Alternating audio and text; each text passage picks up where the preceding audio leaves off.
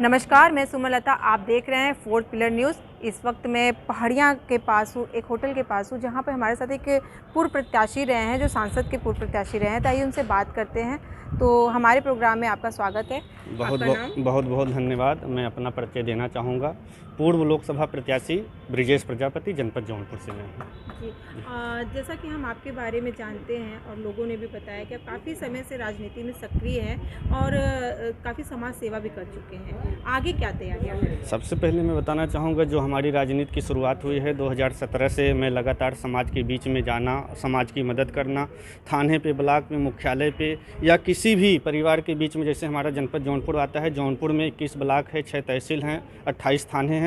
ऐसे अपने ज़िले में जा के लोगों की समस्या सुनकर उनकी मदद करना हमारा काम था। जब हम समाज की मदद करना चालू किए, हम सुहेल देव भारतीय समाज पार्टी और भागीदारी पार्टी पी के जो है IT सेल जिला अध्यक्ष बनाए गए और मैं अपनी जिम्मेदारी के साथ लगातार 5 साल जो है समाज के बीच में बना रहा।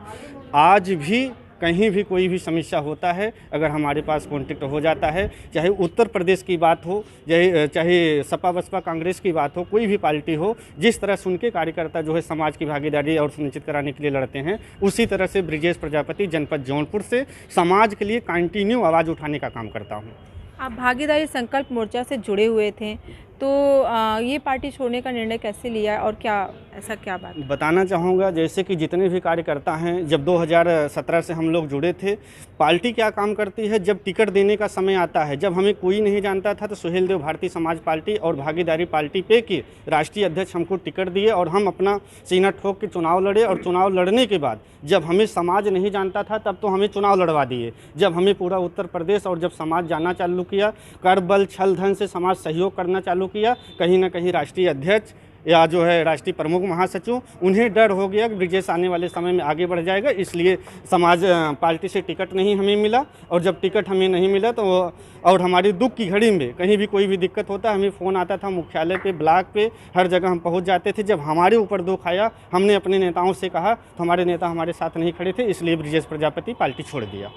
मैं ये पूछना चाहूँगी ब्रिजेश जी कि आने वाले 2024 में जो चुनाव होने वाला है, उसको लेकर के आपकी क्या तैयारियां हैं? सबसे पहले मैं बताना चाहूँगा, जैसे कि अभी मैं गांव-गांव में जाके पूरे जनपद जौनपुर में, मैंने बताया कि 9 विधानसभा है, मेरे पास जितना भी समय होता है समाज के बीच में जाके नुक्कड़ सभा चौपाल लगाकर लोगों को समझा रहा हूँ, बता रहा हूँ।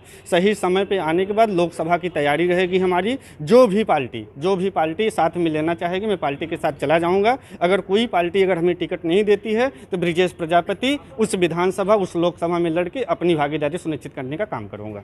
सभी पार्टी अपने प्रमुख मुद्दे लेकर के आती है, कोई शिक्षा का मुद्दा है, कोई सुरक्षा का मुद्दा है, तमाम मुद्दे लेके आती हैं, काम करती भी हैं, नहीं भी करती हैं। आपके क्या अलग और प्रमुख मुद्दे होंगे? हमारा मुद्दा सबसे पहले है, जितनी भी पार्टियां आती हैं हमेशा कहती हैं शिक्षा, स्वास्थ्य, रोजगार।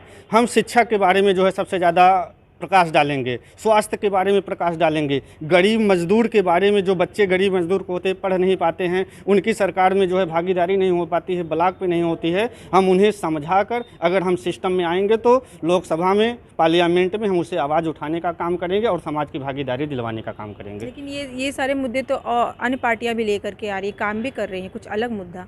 देखो, कुछ अलग मुद्दा ये है कि पार्टियां तो बहुत सारी आ रही हैं, सिर्फ वादा करती हैं, वादा करके मुकर जाती हैं। लेकिन ब्रिजेश प्रजापति वादा नहीं करेगा, अगर सिस्टम में पहुंचेगा तो करके दिखाने की क्षमता है। क्योंकि जनता को क्या चाहिए? स्वास्थ्य, शिक्षा, रोजगार चाहिए, और वो सारी चीज़ें जो है मतलब कहती हैं नहीं दे पाती हैं। आज जैसा कि आपको बताना चाहूँगा, यहाँ भी हम यहाँ पे आए हुए हैं, ऐसा सिस्टम, हमारी ऐसी सोच है, ऐसे लोगों से हमारा कॉन्टेक्ट है जो उत्तर प्रदेश के 45 ज़िले में, भारत के 13 राज्य में से हम जुड़े हैं। कहीं भी कोई भी मुसीबत आता है, समाज को हम भागीदारी दिलाने के लिए 100, 200, 150 लोगों के लिए खड़े हो जाते हैं।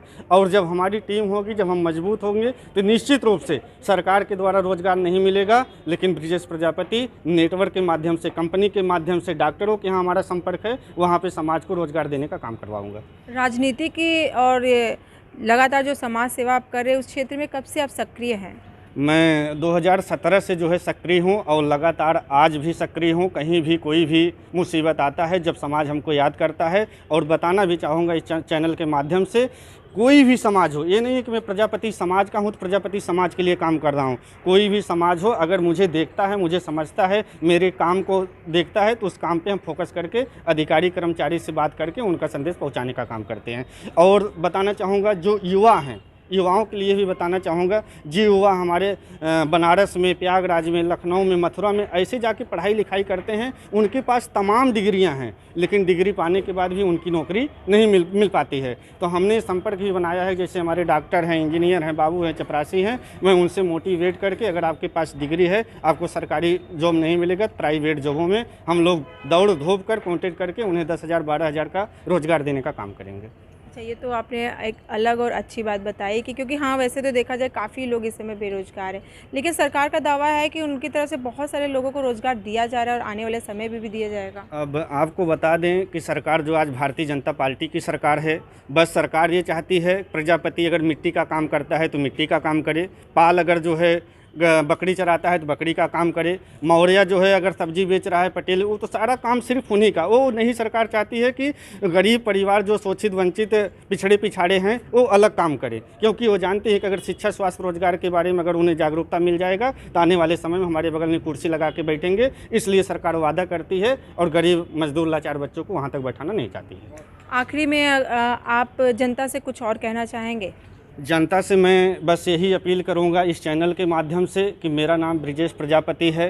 बस अपनी भागीदारी, अगर समाज का कोई भी भाई बहन बेटा हो, किसी भी संगठन से जुड़ा हो, किसी भी पार्टी से जुड़ा हो, साथियों, आज मैं इस चैनल के माध्यम से बताना चाहूँगी, अपनी लड़ाई स्वयं लड़ने की ज़रूरत है। जब हम अपनी लड़ाई स्वयं लड़ेंगे तो निश्चित रूप से हमारा भी बेटा ISPCS इंजीनियर बाबू चपरासी बन सकता है। हाँ, ये तो सही बात है कि अपनी लड़ाई खुद ही लड़नी पड़ती है।